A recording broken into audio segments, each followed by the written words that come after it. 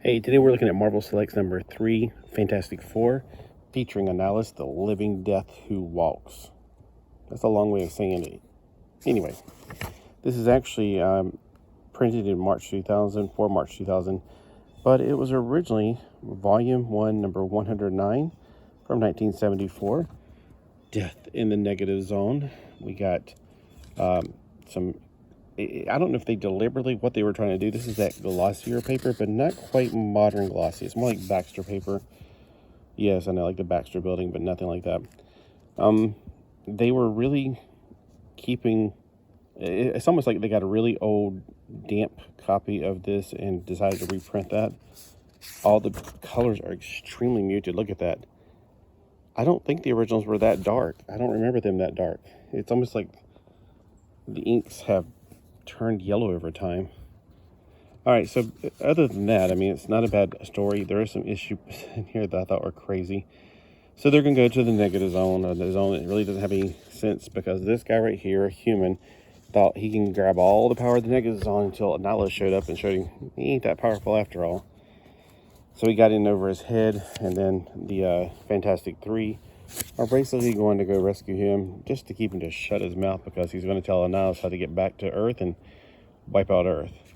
Some things I found interesting are, well, this right here is like Agatha Christie or whatever her name was, Harkness, is calling up, hey, your son's expecting you. Where you been?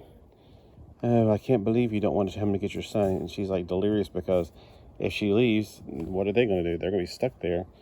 So why don't she just explain that? She's having a mental breakdown. It makes women look very weak from 1974, but, you know, it was right on the cusp of women's lib. So I guess whoever wrote it decided women were just silly. And these facsimile advertisements are interesting. They would place them here. Boys to men, secretly do.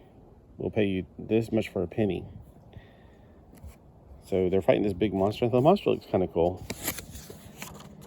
One thing I also found interesting was that Ben can turn back to Ben, or, well, I mean, the thing can turn back into the human version of Ben.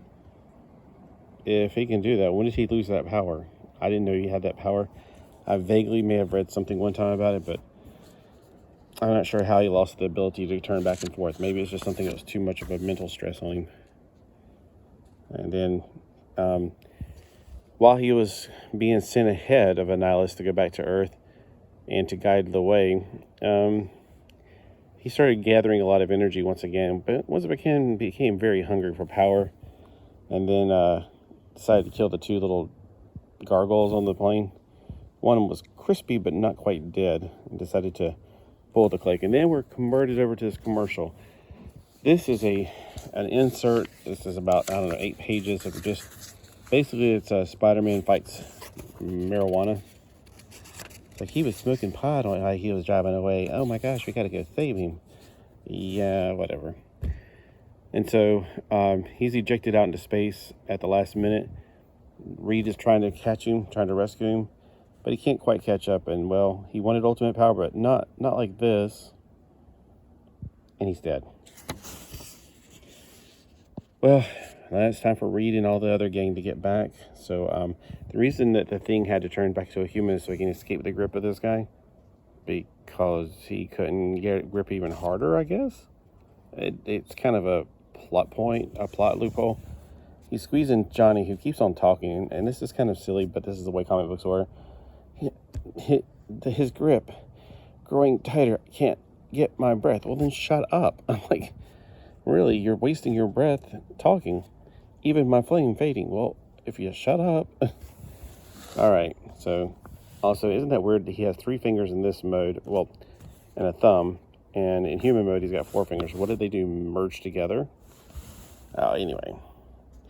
So he's given the little devices so they can get back, and he'll hold off the Annihilus while they try to make their escape. They don't know that he lost his, which means he can't return. So he sends Johnny and Thing back, and they're like, well, he's right behind us. No, he made the ultimate sacrifice. No man can give up more than to risk his life to save the world. Very Christ-like. Then it gives you some more information about the number 109, Marvel Selects, why they selected it, I guess. telling you about the negative zone and where it first originated at, which was obviously, that's not the picture. That's the picture of the original comic book. It was number 40 something, number 51 of subspace. All right. Oh, wow. Johnny Lightning Gars? Nice. And then they have a backstory which is not connected whatsoever. The George Washington almost slept here. It's kind of telling a story that you had to catch up on with the previous one, but the best I can make out is somebody's going around screwing up time, and they're kind of caught in the wake of time travel. So Johnny and Reed are finding out something's not historically going on correctly here. Benjamin Franklin, is that who it is? No, George Washington, I get this two mixed up. I just read this story 5 seconds ago. But he has been captured, and this didn't happen in history. Yeah, General Washington. So they go to the fort, and they rescue him. And this is what I'm like, if you're going to put on this kind of display, don't you think that's going to change history? A big old demon showing up, and when he's escaping. Ooh, look, a facsimile, a coin curios. So here we got George Washington being rescued by a flying demon and a stretchy man, and for some reason this didn't end up in our history books. Yeah, go figure on that one. They try to explain to him that we can't tell you anymore, but then they're gonna keep on flashing their powers. Yeah, I know that George Washington explains that somebody showed up out of nowhere and caused him to get kidnapped by the Reds, the Tories. Well, okay, so he could change history, they got to fix it back. But I'm pretty sure they've screwed up history anyway.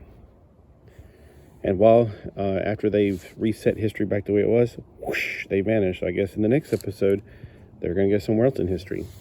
Love light. Is that like the love but with less calories?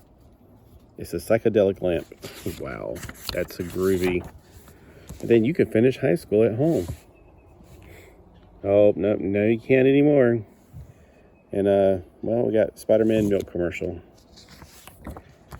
So Marvel Selects, it's a great way to get a cheaper version of a comic book you can't afford. And I think I got this for $1 back in the day. So check it out if you are interested in reading old Fantastic Four. Now, I actually have the Fantastic Four on DVD. It was dirt cheap to get. It has 44 years of the Fantastic Four, so this issue's in there. But I just like to read outside on a beautiful day like today.